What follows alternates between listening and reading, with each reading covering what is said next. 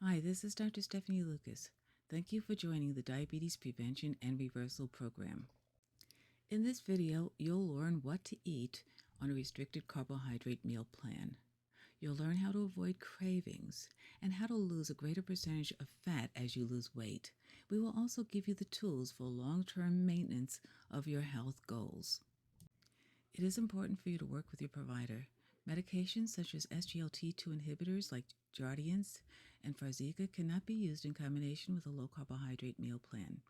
You should also not participate in this program if you are pregnant. Your provider will need to decrease your insulin dose and discontinue sulfonylureas like glucotrol or Amaryl. Blood pressure medications and certain blood thinners may also need to be adjusted. This is not just another diet. Like the strategies outlined in The Art of War by Sun Tzu, you will learn strategies to enable you to win your battle of your bulge permanently. You will learn to use food as medicine instead of using food to need more medicine. You will learn to leverage your metabolism and burn more fat. And you will receive the support and resources you need to enable you to maintain your success long term. Set yourself up for success. Establish your health goals and identify any potential barriers to success that you feel you may encounter. Enlist support, guidance, and resources from providers. Log food intake into Carb Manager and monitor the effect of food on your blood sugar. Use portion control plates and label reading. Make behavioral changes and develop habits that will ensure long-term success. Identify ways to increase physical activity. Do a kitchen clean-out and replace with healthy foods. Enlist support from friends and family members and co-workers. Avoid places or people that might sabotage your efforts. This is not a one-size-fits-all program. Meal plans in general will contain between 50 to 130 grams of healthy carbohydrates. Low-starchy vegetables will be 1/2 of the plate. 1/4 of the plate will be high-quality, unprocessed protein sources. We use healthy fats to flavor, and we add 1 to 2 servings of complex carbohydrates depending upon your calorie goal. We use water for hydration, and we monitor and record food intake and adjust medications as required. Start by changing one meal at a time. Make changes to your food choices for this one meal for about a week. After you feel comfortable with this meal, consider making changes to a second meal. Replace sugary drinks such as fruit juices and soda with tea and water. Snack on fruits or vegetables. Change white food such as rice or bread into green food like non-starchy vegetables. You could start with breakfast. Try Greek yogurt flavored with berries, or eggs with bacon bits, or eggs with salmon, instead of bagels, cereal, or toast. For lunch, try salads, or chicken or tuna salad, using lettuce instead of bread, or edamame or eggs. Or you could use the 4-step process to build a low-carb plate. Use low-carbohydrate fruits for snacks. Low-carbohydrate fruits such as berries could be added to Greek yogurt or sugar-free Jell-O. Vegetable sticks can be eaten with dip for a flavorful snack. Nuts can be added to meals or eaten alone, but remember that although they are low in carbohydrates, they are often high in calories. For instance, 1 cup of cashews has over 700 calories.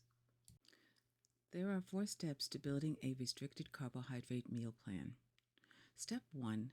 Fill half of your plate with low-starchy vegetables. Step 2. Fill 1/4 of the plate with a high-quality protein like poultry or fish. Step 3. Add healthy fats to flavor.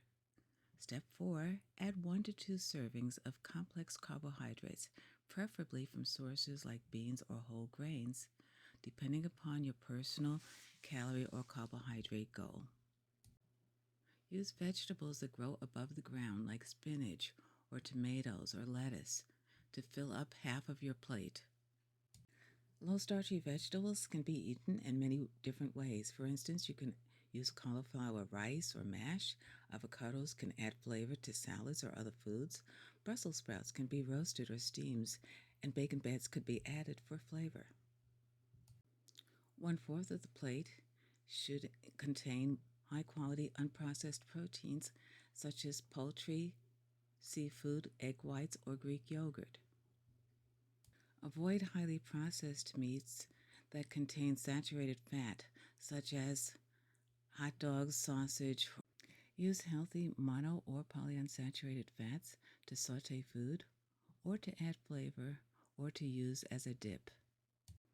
Add 1 to 2 servings of low-carb complex carbohydrates, depending upon your individual carbohydrate or calorie goals.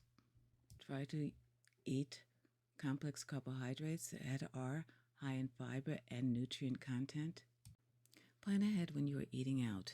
Do not eat bread. Avoid starchy foods such as pasta, potatoes, or rice. Substitute lettuce wraps for buns and give away any extra carbohydrates. Drink water as your main beverage. If you do drink alcohol, drink dry, white, or red wine.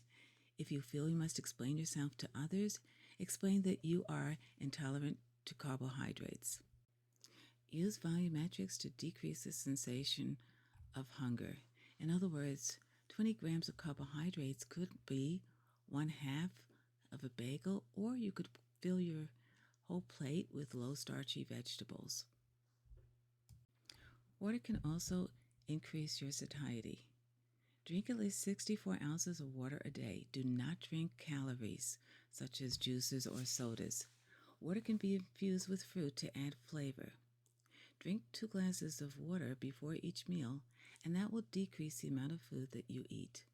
Our body can use either sugar or fat for energy. When we eat a meal that is high in carbohydrates, our body will use sugar for energy. When we restrict our carbohydrates, our body will burn up more fat for energy. Time-restricted eating can also help your body to burn more fat. After fasting for 12 hours, your body will start to burn fat for energy. Time-restricted eating, for example, eating between 10 a.m. and 6 p.m., can help your body burn more fat. If you are taking insulin, you must work with your provider before attempting time-restricted eating. Studies have shown that weight loss is enhanced when you record what you eat. Log your daily calorie intake into Carb Manager and track your macronutrients and calorie intake, or use a written diary. If you have a glucose sensor, study the effect that meals have on your blood sugar. Portion size is important. A deck of cards is the same size as a 3-ounce serving of meat.